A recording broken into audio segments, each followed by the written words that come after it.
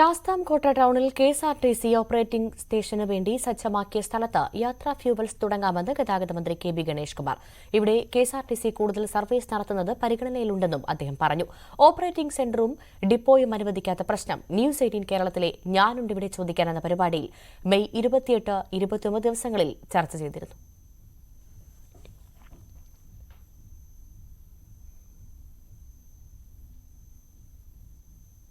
MLA fund 1.5 കോടി രൂപ ഉപയോഗിച്ചുകൊണ്ട് ശാസ്താംകോട്ട ടൗണിൽ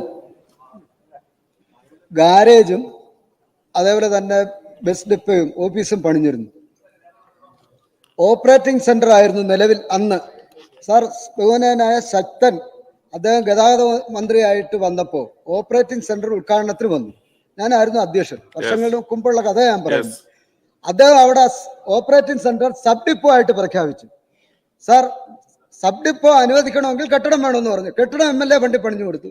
ഗാരേജ് വേണമെന്ന് പറഞ്ഞു. 1 കോടി രൂപ ഉപയോഗിച്ച് ഗാരേജും പണിഞ്ഞു. ഇപ്പോ ഓപ്പറേറ്റിംഗ് സെന്ററും ഇല്ല, സബ് ഡിപ്പോ ഇല്ലാത്ത ഒരു സ്ഥിതിയാണ് വന്നിരിക്കുന്നത്. സാർ, മറ്റു മണ്ഡലങ്ങളിലൊന്നും വേണ്ട. കുന്നത്തൂർ മണ്ഡലത്തിൽ ക്യാൻസൽ ചെയ്ത സബ് ഡിപ്പോ പുനരാരംഭിക്കുന്നതിന് വേണ്ടിയുള്ള നടപടി സ്വീകരിക്കണം. KSRTC ഫിനാൻസ് ക്രൈസിസ് ഉണ്ടെന്ന് വളരെ നന്നായി അറിയാം. എങ്കിലും ഇനിയും MLA ഫണ്ട് ഉപയോഗിക്കണമെങ്കിൽ ഉപയോഗിക്കാൻ. എന്റെ സബ് ഡിപ്പോ പുനരാരംഭിക്കുന്നതിനുള്ള നടപടി സ്വീകരിക്കും. കുഞ്ഞുമോൻ പറഞ്ഞത് ആ വിഷയം വളരെ പഞ്ചായത്ത് ഏറ്റെടുത്ത സ്ഥലമാണ്.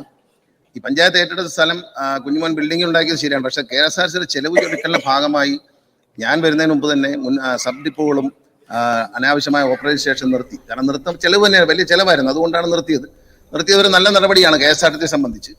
പക്ഷെ നമ്മൾ കുഞ്ഞുമോൻ സബ് ഡിപ്പോ തുടങ്ങാൻ പറ്റുമെന്ന് അറിയത്തില്ല. ഈ സ്ഥലം ഇങ്ങനെ KSRTC എഴുതി തരാമെങ്കിൽ, പഞ്ചായത്തിന് എഴുതി തരാമെങ്കിൽ ഒരു യാത്രാ ഫ്യൂവൽസ് തുടങ്ങിയുണ്ട് അവിടെ ബസ്സുകൾ വരാനും പോകാനൊക്കെയുള്ള സംവിധാനം ഉണ്ടാകാം. കുഞ്ഞുമോനോട് ആലോചിച്ചിട്ട് ബഹുമാനപ്പെട്ട അംഗത്തിന്റെ താല്പര്യം കൂടി സംരക്ഷിച്ചുകൊണ്ടായിരിക്കും. ഒരു യാത്രാ ഫ്യൂവൽസ് ടൗണിലാണ്, ഒരു പെട്രോൾ പമ്പ് ഉണ്ടാവും. അത് എപ്പോഴെങ്കിലും തുടങ്ങാൻ തയ്യാറാണ്. അപ്പോൾ ഈ സ്ഥലം പഞ്ചായത്തിന്റെ ആയതുകൊണ്ടാണ്. ഒന്ന് ട്രാൻസ്ഫർ ചെയ്ത് തന്നാൽ തീർച്ചയായിട്ടും ചെയ്യാം. ഈ സബ് ഡിപ്പോ എന്നുള്ളതിനപ്പുറം അവിടെ വണ്ടികൾ വന്നു പോകുന്നതിനുള്ള ഏർപ്പാടുകൾ ചെയ്യാം. മാത്രമല്ല ആ റൂട്ടിൽ KSRTC ബസ്സുകൾ, പ്രൈവറ്റ് ബസ്സുകൾ ഉണ്ടെങ്കിലും KSRTC ബസ്സുകൾ ഒന്ന് സ്ട്രെങ്തൻ ചെയ്യാനുള്ള ആലോചനയുണ്ട്.